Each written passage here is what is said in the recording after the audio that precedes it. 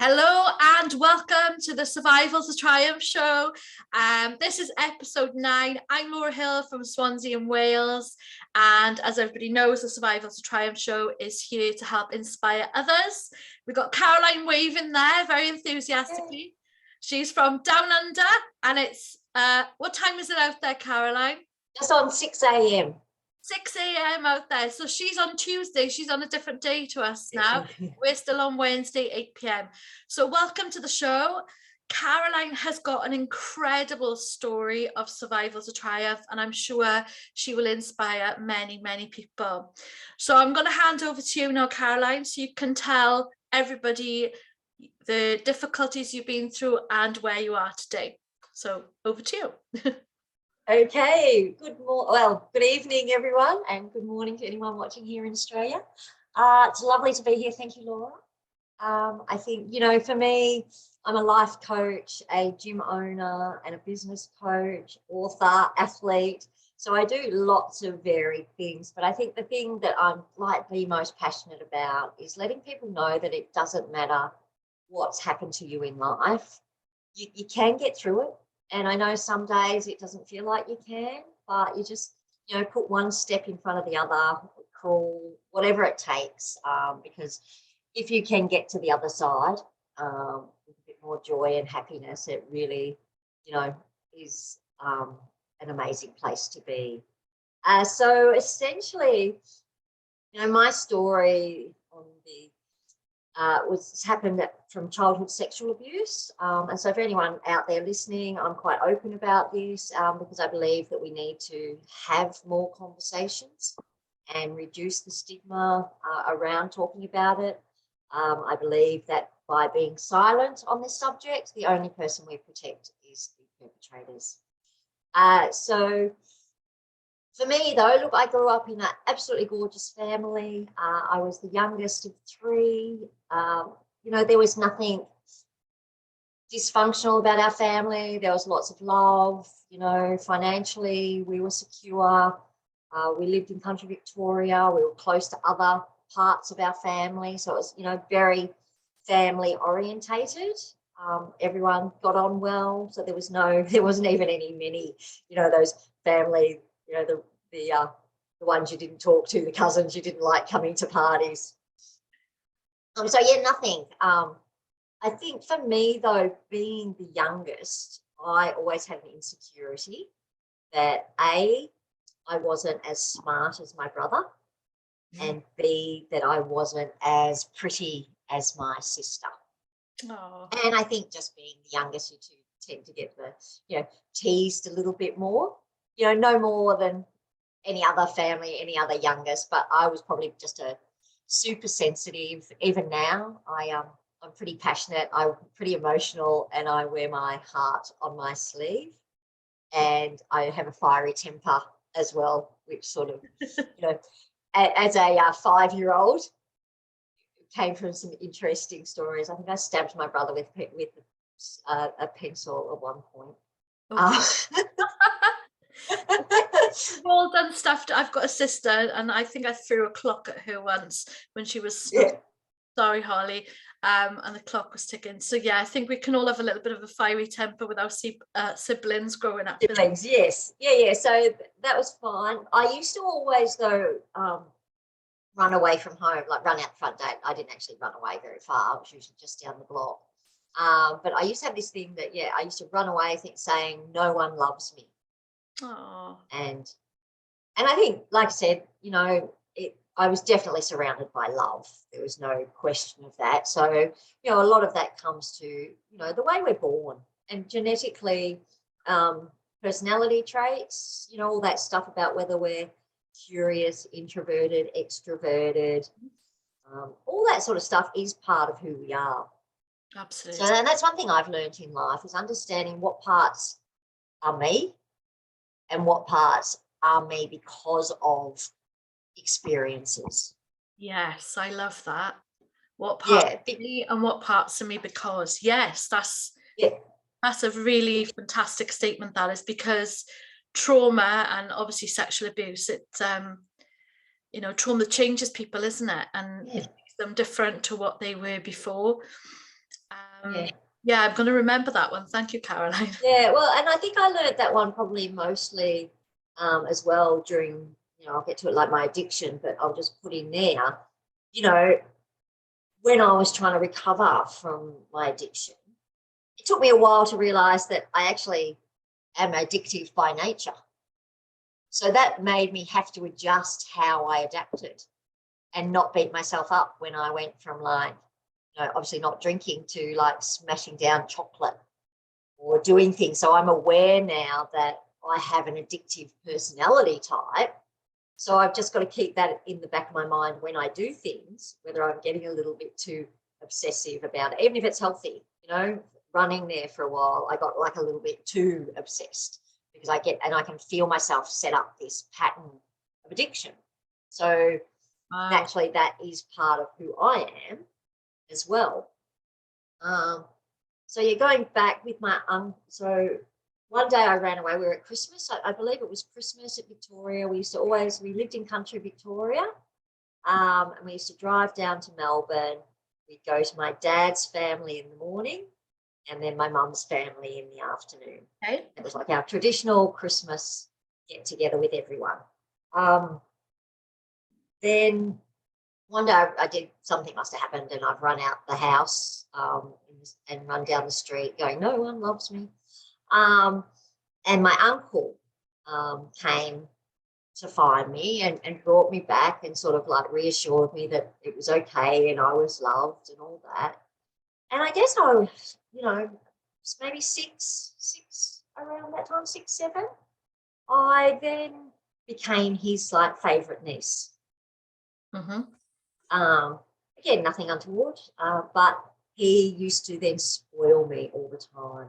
Like I would get these great big stuffed toys that were bigger than me. I used to go and stay with my auntie and uncle. They had no children. So I used to go and stay with them on school holidays. I would go get taken to theme parks, Luna Park, the cricket we used to go to all the time. Pretty much anything I wanted, I would get. Right, yeah. And over time, he started like coming into my room when I was naked. Or I remember sitting on his lap or getting into his bed of a morning to give him a cuddle. And I remember feeling uncomfortable, but I didn't have the words or the understanding to know what that uncomfortableness was. Yeah, and I've had a few people on the show now talking about sexual abuse, and that's one of the things that keeps cropping up is that word uncomfortable and not having the words because people don't know why and what it is. That's really interesting. And what you were saying leading up to that moment, making you his favourite niece, being spoiled, being taken to place. And that's lovely for families to do that. But when you know things about the grooming process of sexual abuse, yes, that's almost like in domestic abuse, it's called like love bombing. Yes. Like love bombing of a child. Yeah, it was total manipulation. Yeah. Because by the time, I think the first more sexual where I knew was probably when I was more about 12.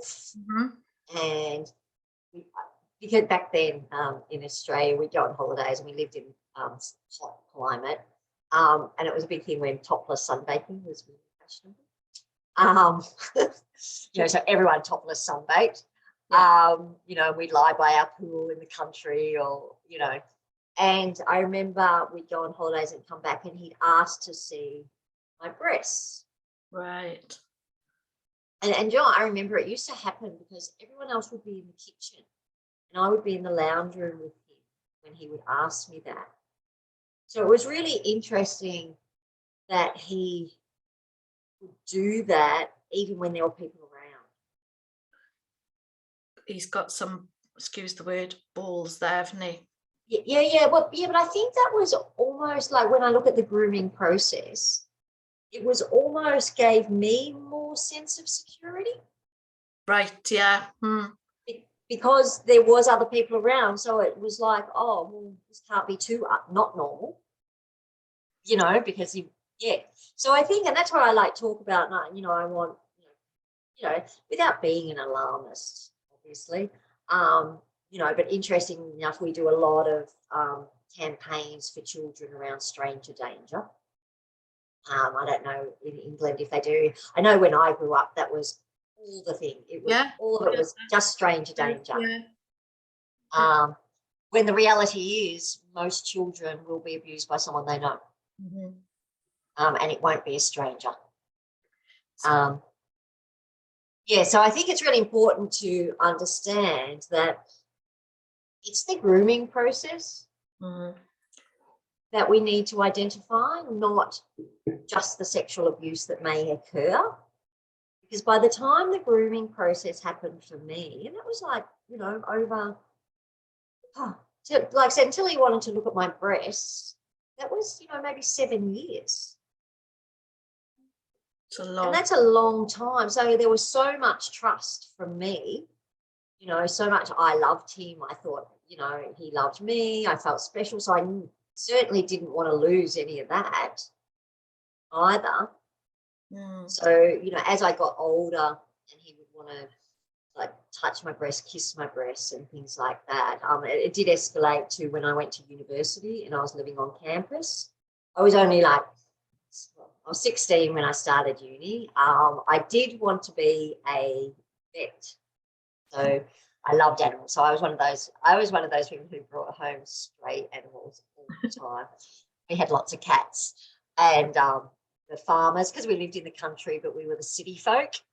Yeah. Farmers used to give us like little lambs if their mother had died. I think we had a goat at one stage. Oh.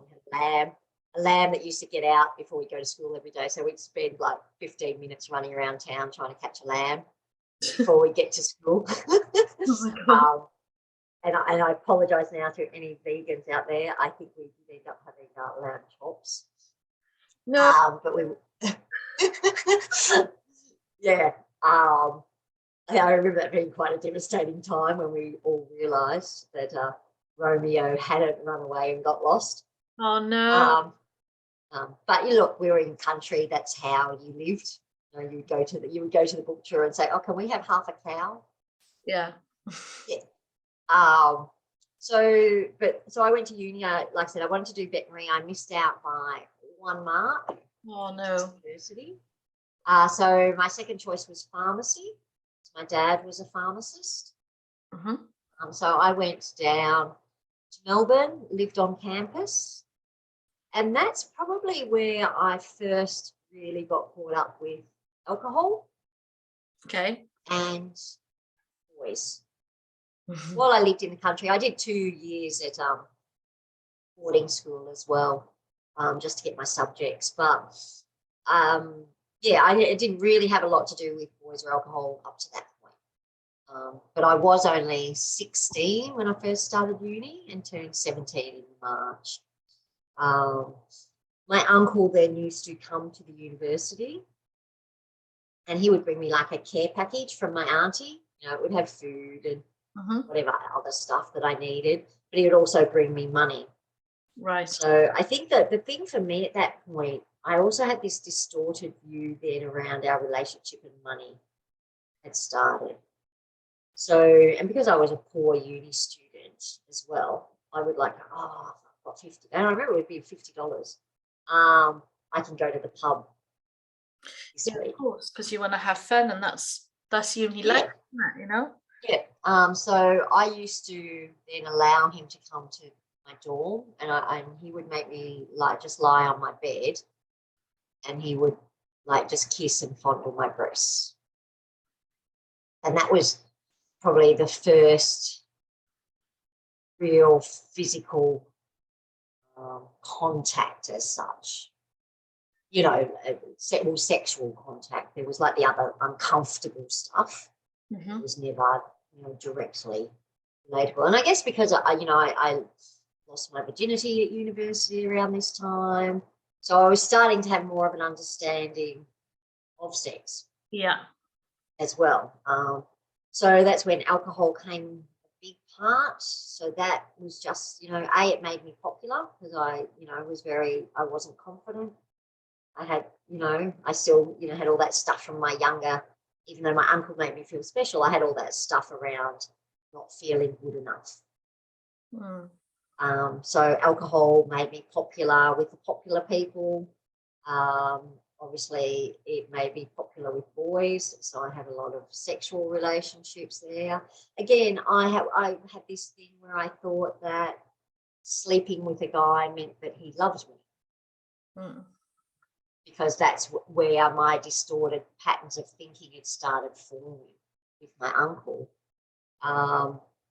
So it wasn't until I failed my first year of uni, but I was like I said, I was drinking heaps, partying heaps, dealing with my uncle. I did actually tell a couple of people at uni what was happening. Right. Mm-hmm. And they did support me, but nothing was ever done about it. Yeah. And I don't know whether I told them not to. It's a long time ago. Maybe I said, I'm telling you, but please don't do anything. Right. Because again, there was part of me that loved my uncle and didn't want to lose that love, but knew that what was happening wasn't right. And I think that's the hardest thing, because it's so, and because the grooming happens so young, that's when we form as humans, we form all our thought patterns and our core beliefs. Mm-hmm. And once we've got them, they're like hard, not impossible, but very hard to change. Yes. Without a lot of work. Yeah. So eventually it was in I went back the second year of uni. And I have to understand, like, to everyone listening, we're talking 1987, 86, 87. Yeah.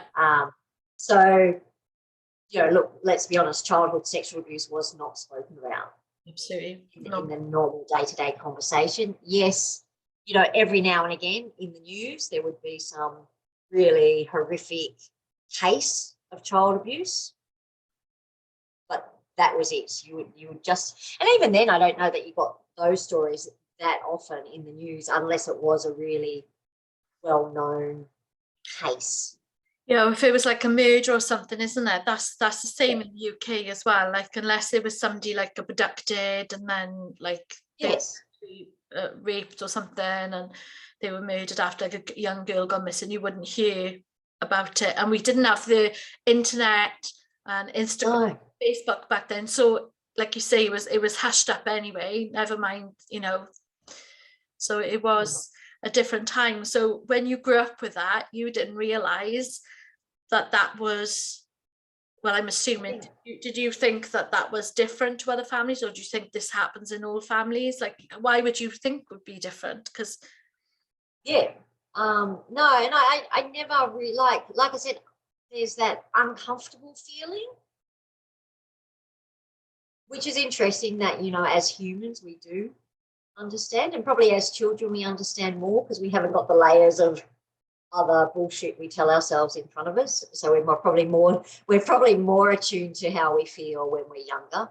Yeah. But we don't necessarily have the words to express that. And again, that generation where kids were seen and not heard. Absolutely. Yeah. Plus I said, by the time the grooming had happened, that process, the last thing I wanted to do was lose my uncle. Yeah, because you loved him, and And yeah. This is what people don't realize about the sexual abuse, is like when it comes from a family member, like an uncle or a dad or stepdad, all the child wants is for the abuse to stop. They don't want their relationship with that person to stop. They just want them to stop doing that. They still love that person. And like you say, if like up to the age of 6 or 7 is the attachment, isn't it? It's the attachment theory. Oh, absolutely. You're attached to that person. That person's your nurturer, your caregiver, extended family, isn't it? If you were close to them, and your auntie as well. So that, and you weren't taught in school back then about sexual abuse.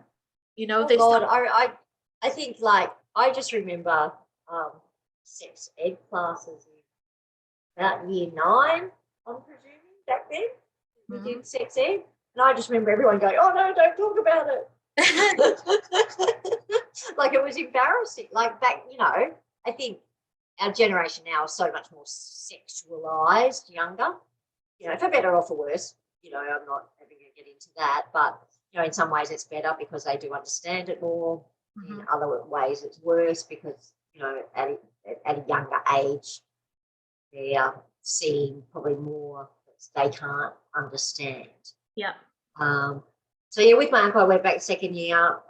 He came to my room one day and asked me to like pull down my pants.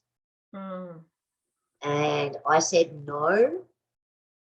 And then that was at that time I then rang my parents and said, I want to leave university because I'm failing and I'm not good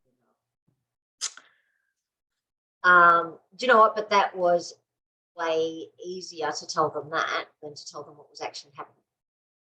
Absolutely. Yeah. How do you say that, isn't it? Yeah. So I went back to, so I was in Melbourne. My parents during this time had moved up to just south of Queensland, northern New South Wales, Byron Bay. I don't know if people might have heard of Byron Bay. Trendy spot nowadays. But in the context of Australia, that's like 2,000 kilometres away. So I moved back up there. I moved from there because it was still a bit of a country town then. I moved on to the Gold Coast, Surfers Paradise, which really was just bogan nightclub, drugs and alcohol. Party time. And that was pretty much Queensland Surfers Paradise at the time. I got into drugs around then, but that was all more around that nightclub scene. Yeah. Ecstasy had just sort of become the big thing. I think Bros, remember Bros? The band Bros. Bros. Yeah, Bros. Yeah. When will I be famous? I was about 7 when they came out, and I was going to marry Matt Goss. So you saw. I actually went and saw them around that time. Yeah. Lucky. So all that sort of music, nightclubby, look, it was fun. Yeah. I had a good job, but I couldn't control my drink. Okay. So I drank until I passed out. Wow. Again, a lot more one night stands, sexual relationships, alcohol, and then like I got into a little bit into the drug scene. I remember I got myself so sick that, I was just a mess. So I moved back to my parents and then went to Byron Bay. Again, I had great jobs. I worked for the bank for 5 years. I was an assistant manager of a flight centre. Wow. But alcohol and dysfunctional relationships, and over the years, because of those things, my self-hatred, my inside was just becoming more dysfunctional. On the outside, I was always like the happy party girl, always friends with everyone, always said yes to everyone, popular, everyone liked me, I was just nice. And so no one really understood my inner me. And I don't know, that was in my early 20s. I don't know that I understood me that well. When I was at the Commonwealth Bank, they called me into the office one day over my drinking to say that they were concerned about my health. They actually pay under the work health cover. They actually paid for me to go to a rehab. Wow. That's kind. Yeah, so that was really, I look back at that around that time. Again, that would have been about 1993-ish, 1993, 94. So that was a really, I think, I look back at quite a progressive thing for them to address and do. Oh, yeah, isn't it? To do that, that's really unusual. Yeah, definitely. First time I'd actually I think just before that, and that's probably when I had my thing, I actually told my parents about the abuse. Right. Okay. And that was at a drunken party at my parents' house. And my boyfriend was being absolutely Dad got cranky with him, and then my mum got cranky, and then I got cranky back at them, and it just kept. Yeah. They were upset. They were loving. They were supportive, but then we never spoke about it. Oh. And and I think that, again, it was because they, it's funny, I was just looking back through some old photos the other day. My mum got flooded in photos, but we rescued some, and we were looking at photos, and I went, I was trying to work out in my head, and I went, my mum and dad, when I told them that, they were actually only probably in their early 30s themselves. Right. Okay. And it's funny because we always think of our parents as being old. Yeah. And I thought, even from that's still, especially back then, like I said, when, it's not as exposed as we are now to everything. Like, they were young parents. Yeah. And it's still. Yeah. So, anyway, so when when it happened, they would have been 40s when I told them. Anyway, so life went on. They thought, I've learned later on, they thought that by talking to me would upset me more. Right, okay, so they said, yeah. Which I think a lot of people, that is one of the reasons why the topic isn't talked about, because people feel uncomfortable and they think by talking about it, even in general context, it may upset victims. Yeah, of course, and that's understandable, isn't it? And also they don't know how to handle it. It's like, I suppose it's like, when somebody close to you and has somebody that dies and you just don't know how to help them and you don't know what to say. It's kind of like that. It's just such a difficult topic that you don't know. Yes. And also there could be an element where obviously it's really painful for them to know it because it was a family member. Oh, so they carried a lot of guilt. Yeah, that's what I mean. Yeah. And I mean, I think I heard many years later that my dad wanted to kill me. But you know what? And I go, I wish I'd have known that at the time. Yeah. But again, there was also that element of let's not upset anyone. Yeah, let's not upset anyone. Yeah. So that made me go into a bit of a spiral, and that's probably how I ended up in rehab. Because then I just thought, oh my God, no one wants to talk about it because it was my fault. Oh gosh. Yeah. So, and I think that's a lot of victims experience that feeling of what did they do wrong. Yeah. We know if we go through our healing process, I can look back now and go, absolutely nothing. There's one person to blame for that. Yeah, it's definitely, and for anybody watching, if you have been through that, it's never your fault.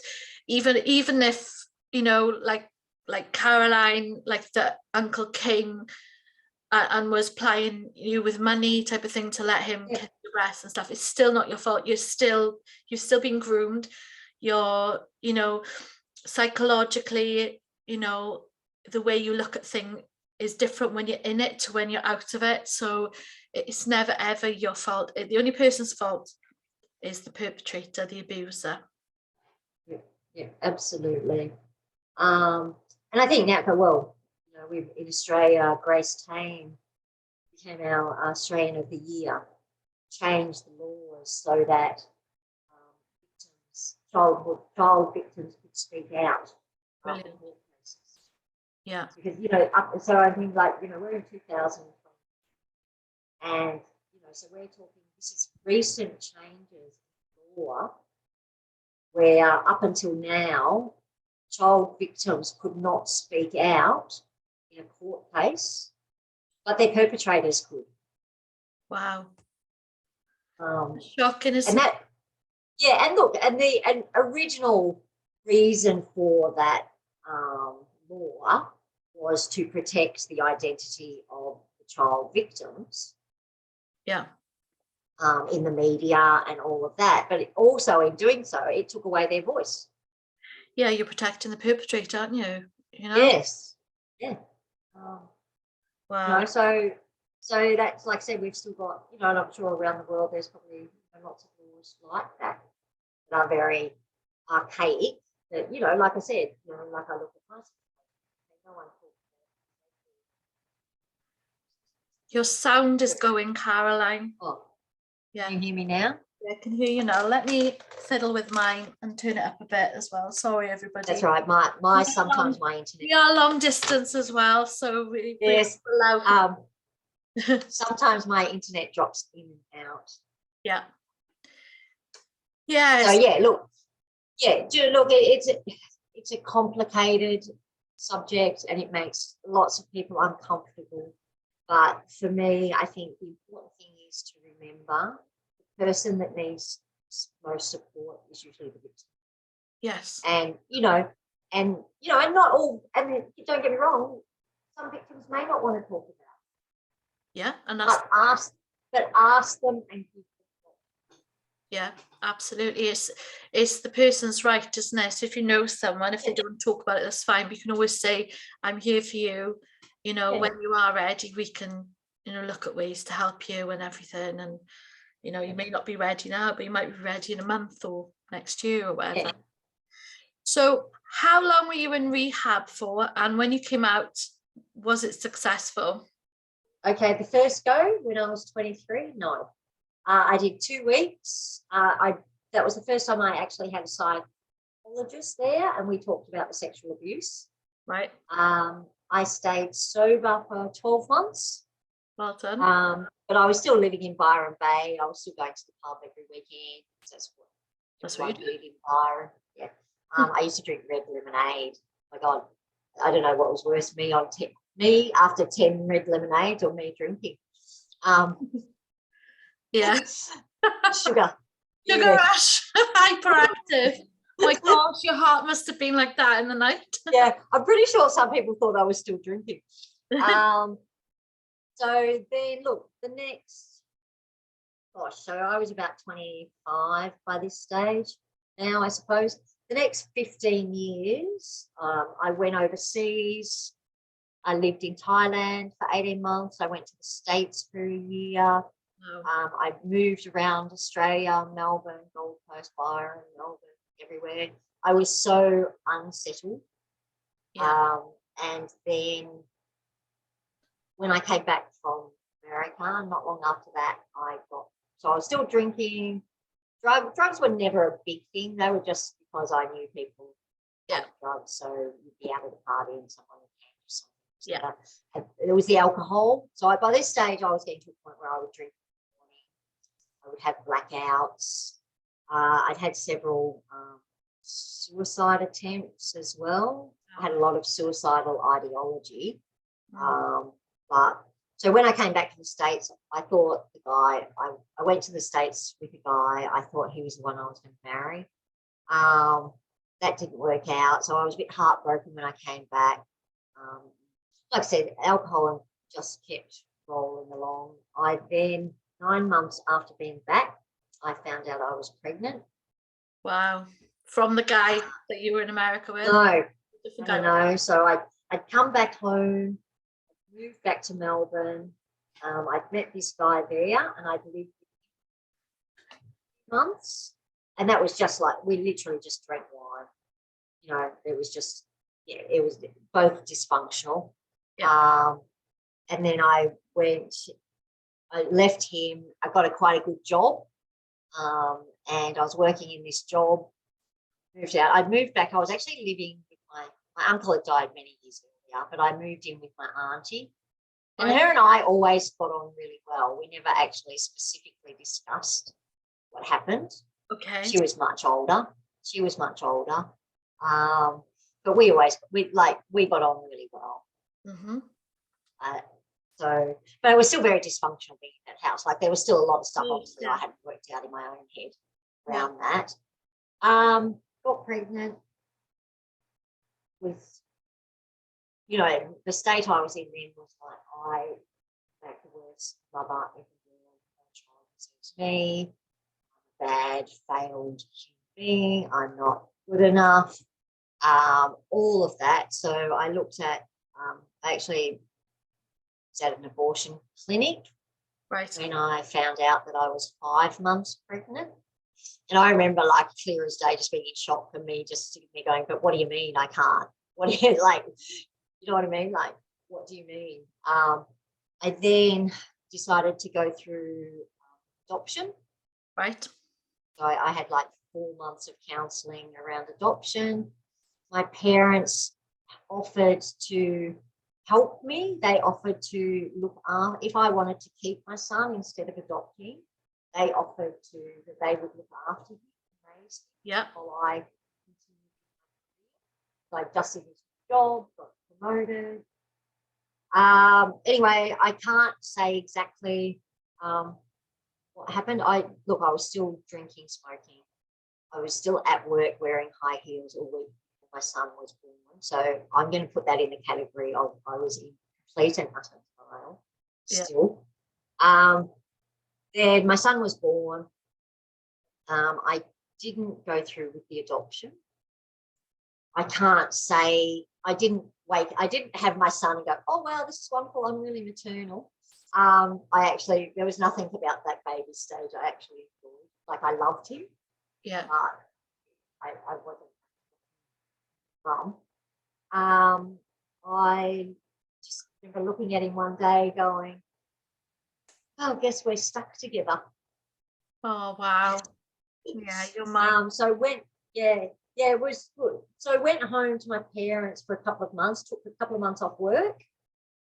And in those couple of months, my dad got cancer. Wow. And he passed away in the next year. That's really... So that was a pretty difficult year. So I was living with my mum, me still drinking, because that's the only way I knew how to cope with life still.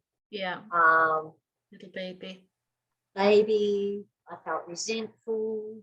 I lost friends, my social life. Dad had cancer. I was stressed all the time. Helping. Wasn't my drinking. Yeah. When my dad passed away, I then moved out from mum to a different house nearby. And it was when my son was about 7 that I finally got sober. Wow. I did a 6 month residential rehab. Wow. So that's a long time, isn't it? Yeah. 6 months. Yeah.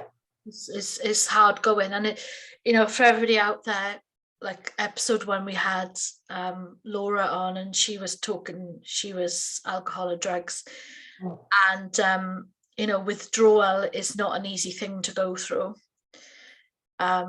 She was talking about all her skin felt so itchy, like there was bugs crawling. I don't know if you went through like the itchiness, vomiting. Look, I used to have that. Like, I tried to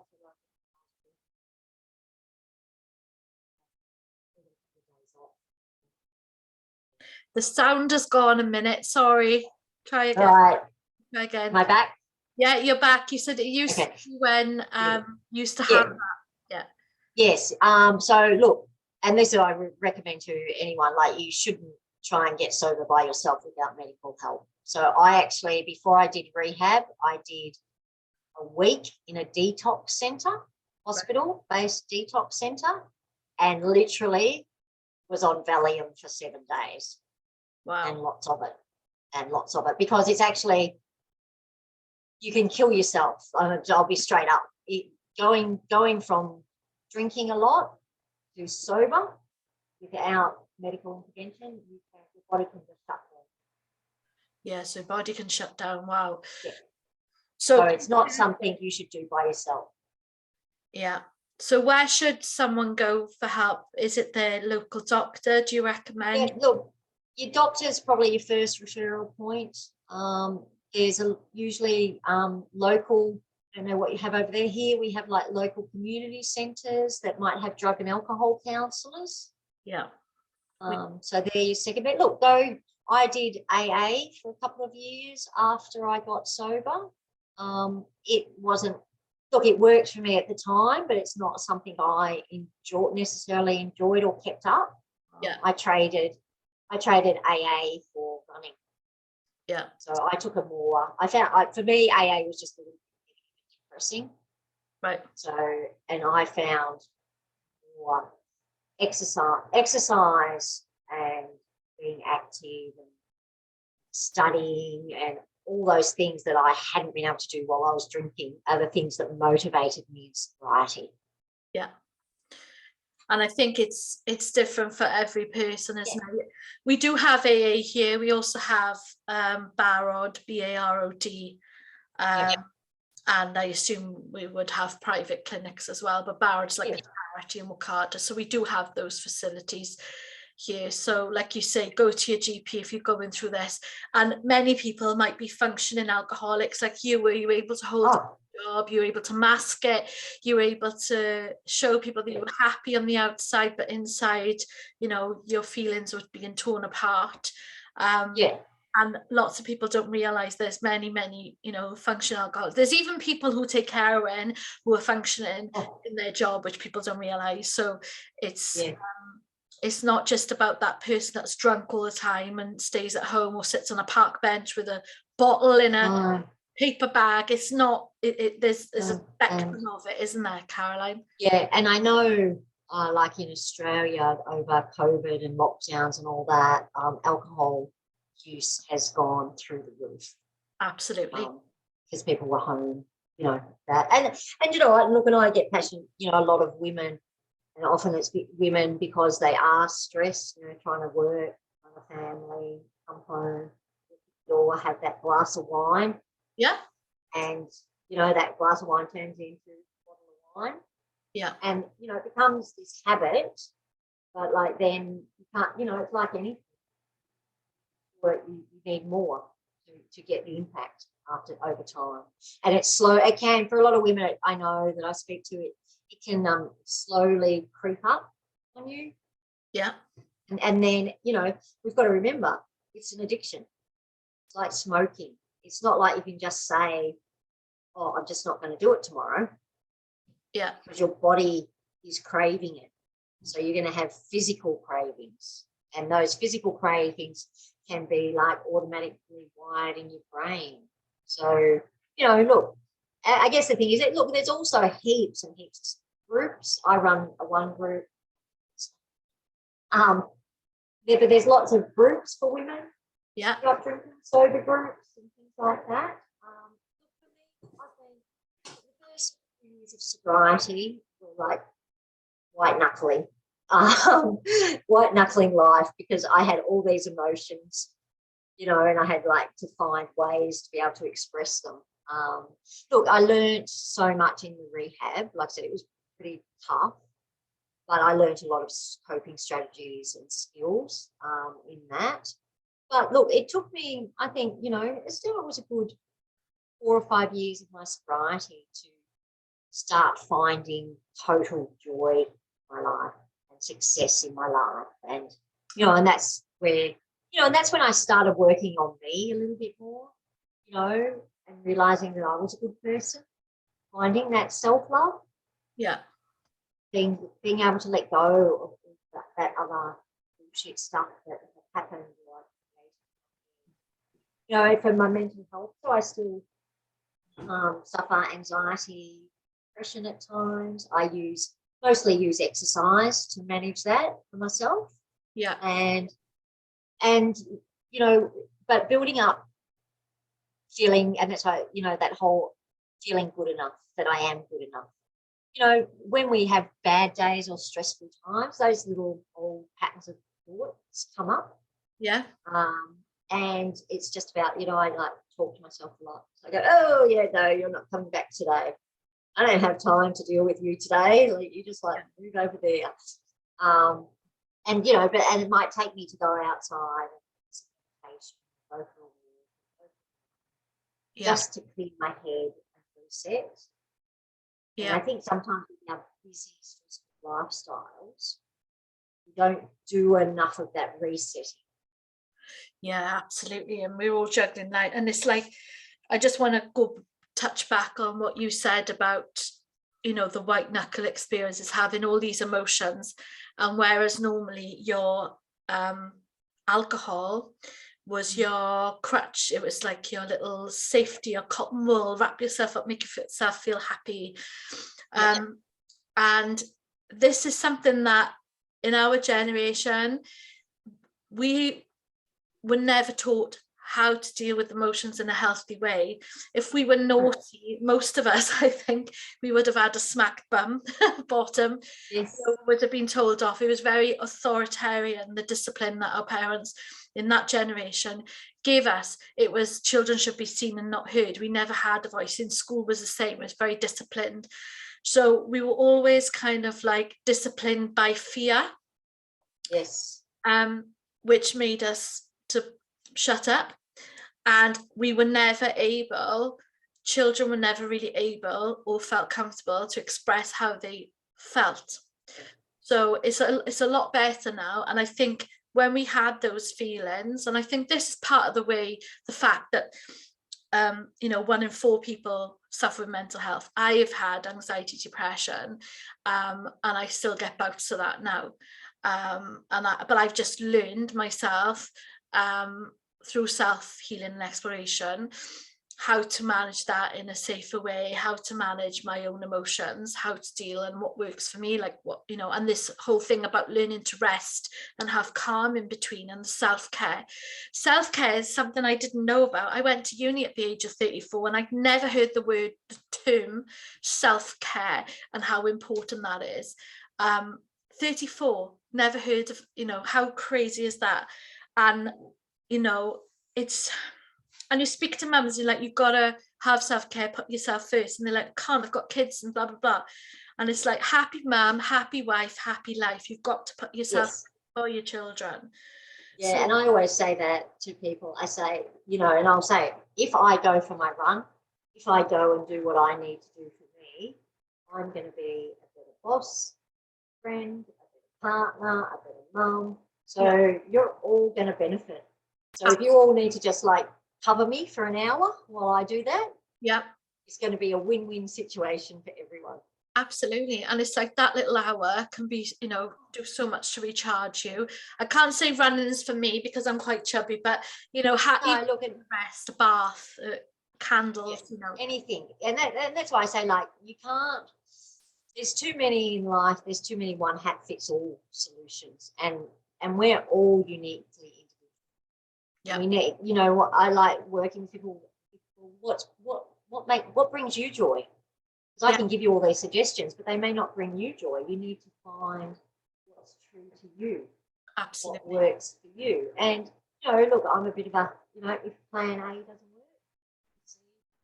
work, have a lot of other plans. Just keep hopping along till you find the one that does. Yeah. And I think that's that whole learning that, and being kind to ourselves, and being able to go, because something doesn't work doesn't make it a failure. It makes it a learning lesson. Yeah. And being able to go, okay, that didn't work for me. That's okay. There must be something else, rather than, oh, that didn't work, I'll never find anything. About changing your mindset. And like you said, I'm a big believer in, if you're angry, express your anger. Or feeling sad, and you need to lie on the couch and cry for the day, in the fetal position, do it. Get those emotions out, because, and I've learned that for me, holding on to emotions is, I think of my choices around alcohol as life and death. Wow, yeah. If I was to use alcohol, and I know that one of the reasons I would use alcohol is if I couldn't cope with my emotions. Yeah. But that's okay, because I go, okay, I'm just going to sit here and blubber my eyes out and get it out. Then take a deep breath, then go and use whatever strategies.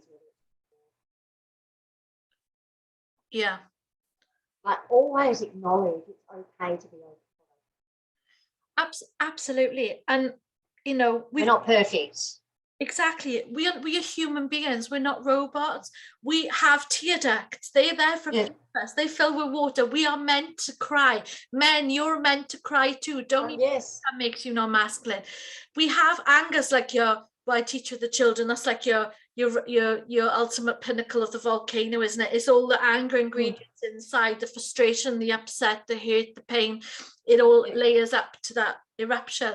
And it's like we've got to learn to label the emotions, recognize what they are. And like Caroline said, like you said, if you want to lay on the sofa in the fetal position and cry for a day and take a day out or on your weekend, if that's what you've got to do, and let it out, because it's so much healthier to let emotions out, because if you keep them inside, you will eventually erupt and be too angry and do something that you regret.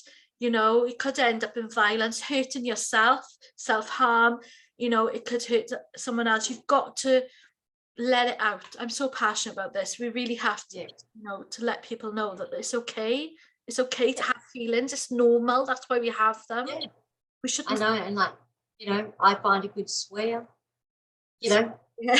I often say, I gave up alcohol. I took up swearing. But you know what? If that gets my frustration out, to choice swear words, I'm okay with that.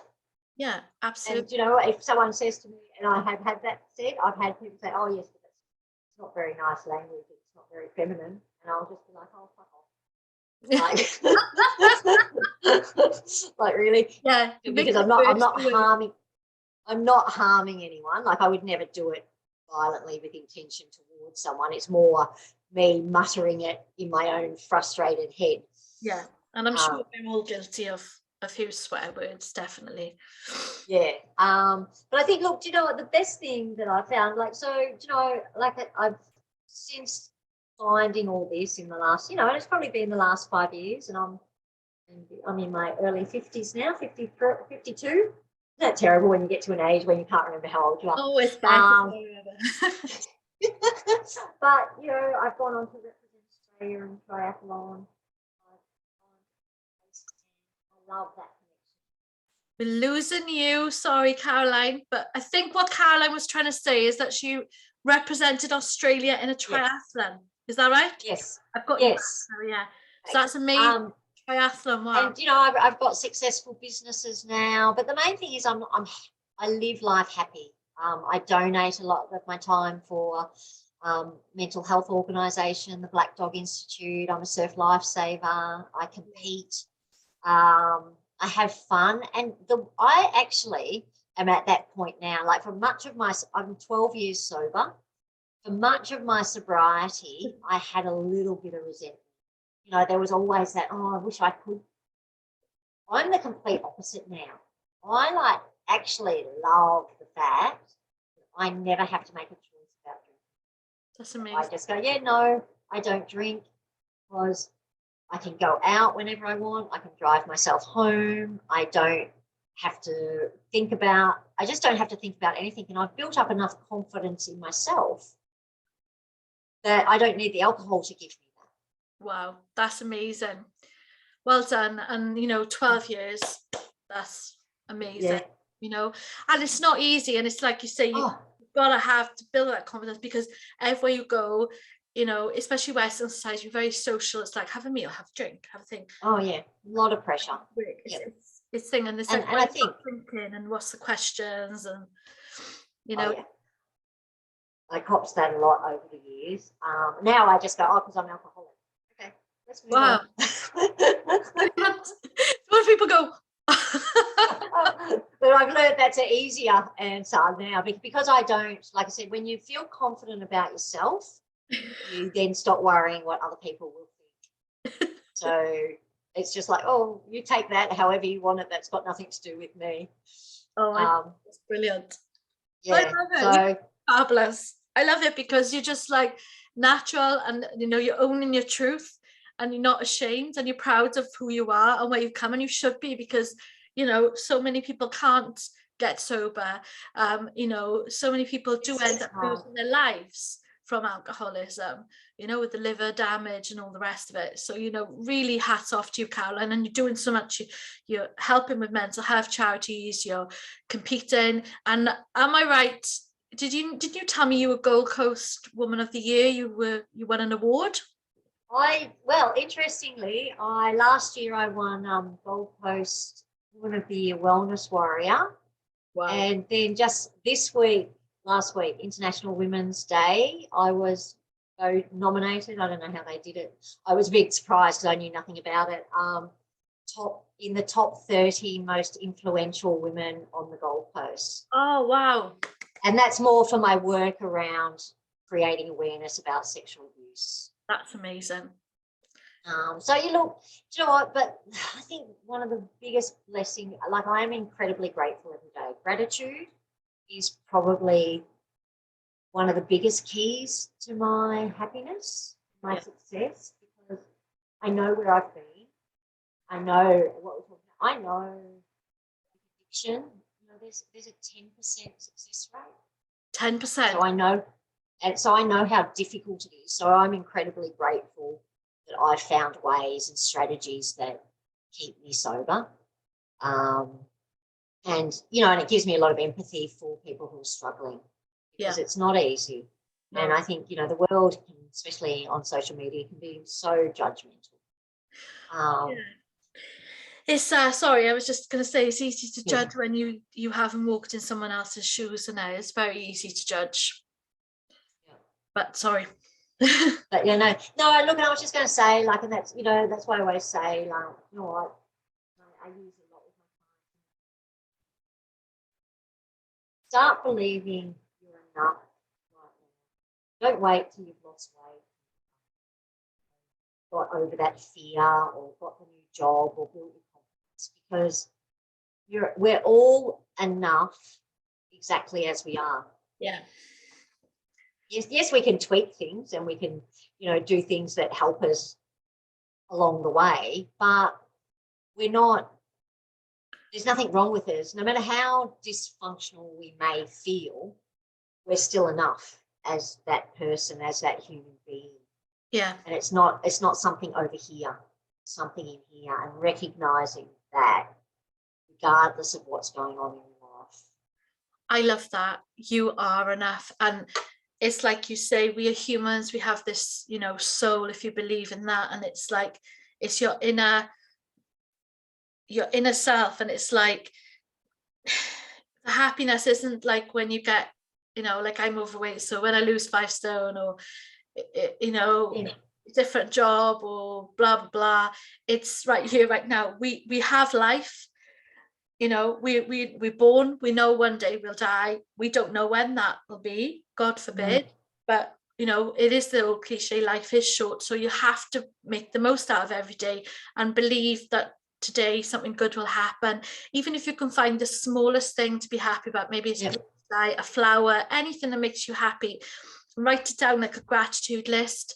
I love law of attraction, so I'm into all gratitude lists, and it really does change your mindset, because you start switching it from what's gone wrong, a negative mindset, onto what's going right, onto positive, and it does make a shift in your mentality. It really does. Yeah, absolutely. And that's where, like, knowing, and that's what I say, like, knowing we're enough now actually makes it easier to make, say if it's like weight loss, or you know, overcoming a fear or confidence. I said, if you're already enough, then that other stuff will come to you, as you say, law of attraction.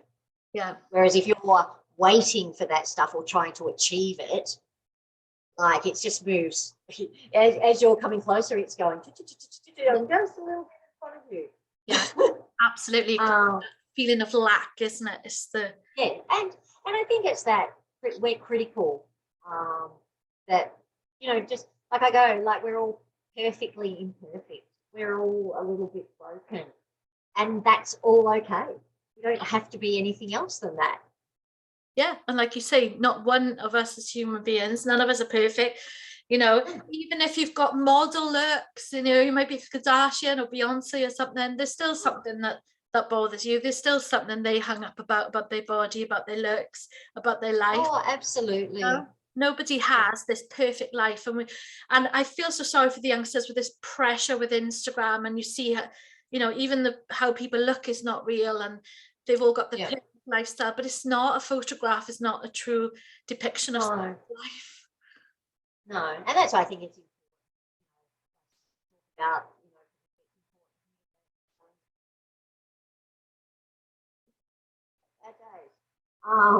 well, roses, but I managed to get through it, or, life can just be shitty, like look at the last 2 years, it's just been shitty. And just sometimes it's just about accepting that, okay, that's how it is. Yeah. What can I do to make my part of it a little bit better? Yeah. And that comes down to, where all we can do is working on ourselves, finding our own happiness is like a ripple effect. Yeah, absolutely.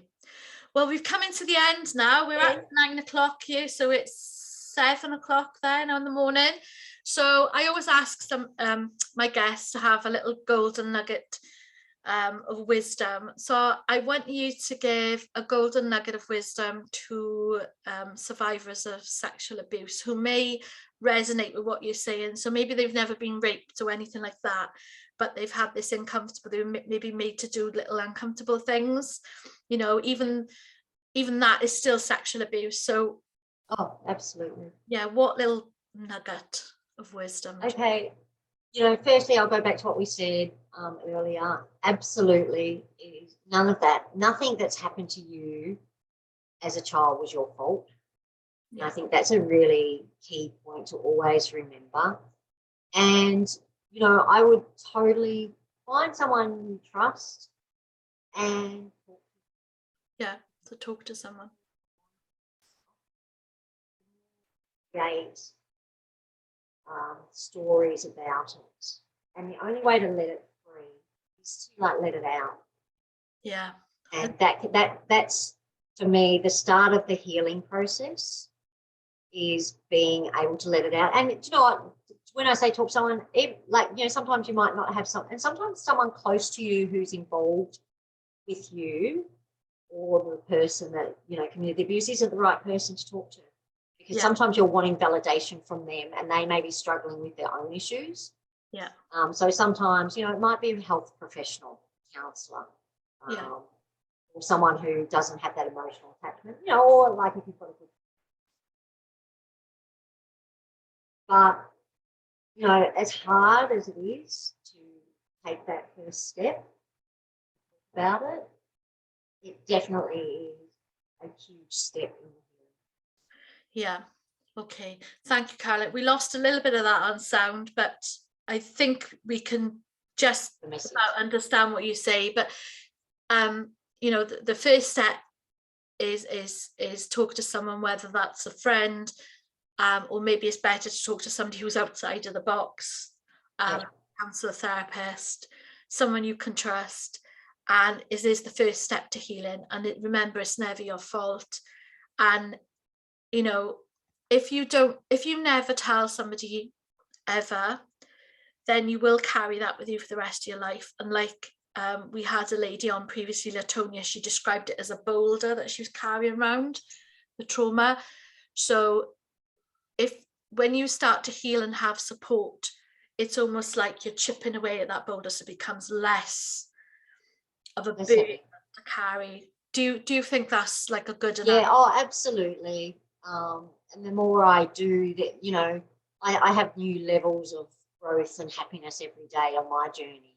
Yeah. And that's it. There is, like anything, I don't know that there's ever an end point. So don't be looking for an end point. Yeah. Don't go searching for the end point. Just take the process as it goes.